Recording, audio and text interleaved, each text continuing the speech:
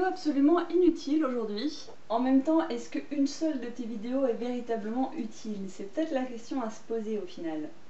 Complètement inutile, donc je disais qu'il va me servir d'engagement envers moi-même. Mais avant cela, je voulais annoncer le résultat du concours que j'avais lancé il y a un petit peu plus d'un mois maintenant, qui consistait à offrir à celles qui auraient participé un livre de poche, idée qui en fait est reprise de ce qu'avait fait Éole cet été. Et pour la remercier et vous rappeler son blog, je mettrai le lien en barre d'infos parce que grâce à elle, j'ai moi aussi gagné un livre cette année. Et du coup voilà, j'avais lancé ça sans faire de grands flanflans parce que j'avais envie que le lot puisse être gagné par des gens qui prennent véritablement la peine de regarder les vidéos, de suivre les pages Facebook, de suivre les blogs, etc. C'est quelque chose que moi-même je ne faisais pas beaucoup et qui finalement m'a permis de découvrir certains blogs très intéressants. Donc voilà, je voulais pas faire une grosse annonce méga concours, giga de la mort qui tue, alors qu'en plus le lot était relativement petit, qu'il vient de mes fonds propres puisque voilà, j'ai pas de partenariat ni quoi que ce soit. Bref, je ne voulais pas fêter mon nombre d'abonnés mais le nombre de vidéos puisque j'avais atteint les 100 vidéos et je vous annonce donc que c'est Adeline K qui a gagné. Alors oui, j'ai fait ça à l'arrache hein, parce que il n'y a pas non plus grand chose à faire. Donc j'ai fait des petits bouts de papier, c'est Adeline K qui a gagné, je te contacterai par mail. Et elle a donc gagné en livre de poche le guide des métiers pour les petites filles qui ne veulent pas finir princesse. Livre dont je n'avais jamais entendu parler mais qui du coup rien que pour le titre me donne envie. Voilà, ça c'est fait. Revenons-en à mon engagement personnel qui sera non pas un no-buy mais qui sera un no-emprunt. Je m'explique. Vous le savez, j'achète peu de livres, mais par contre j'emprunte énormément en bibliothèque, que ce soit celle où je suis bénévole ou que ce soit celle du village voisin. Et tout ce que vous voyez là en fait, je sais pas si on verra bien, mais tout ce qui est là, c'est emprunté. Voilà.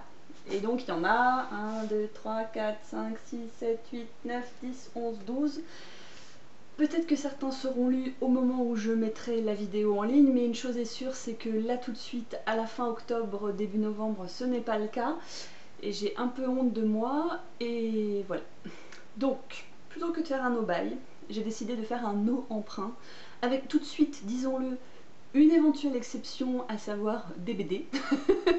Mais j'aimerais pouvoir vider ce morceau de bibliothèque pour en emprunter d'autres, en fait. Je ne vais pas tous vous les présenter, mais j'en choisis un ou deux pour vous en parler un petit peu. Il y a par exemple Le Monde de Sophie, qui est un petit peu une énorme brique qui fait quasiment 600 pages, qui n'est pas spécialement écrit très très gros, que j'ai déjà lu, mais que j'ai très envie de relire, mais que j'ai depuis cet été, sans commentaire. J'ai également Danse avec les loups dans la catégorie de mes adaptations ciné. Il ne devrait pas être trop compliqué à lire celui-là et pourtant c'est pas encore fait. Et j'ai cette nouvelle brique, Les Débutantes, qui raconte, si je me souviens bien, une histoire de filles, d'amitié, un petit peu à la Cercle des poètes disparus, mais version plutôt 20e siècle et plutôt filles.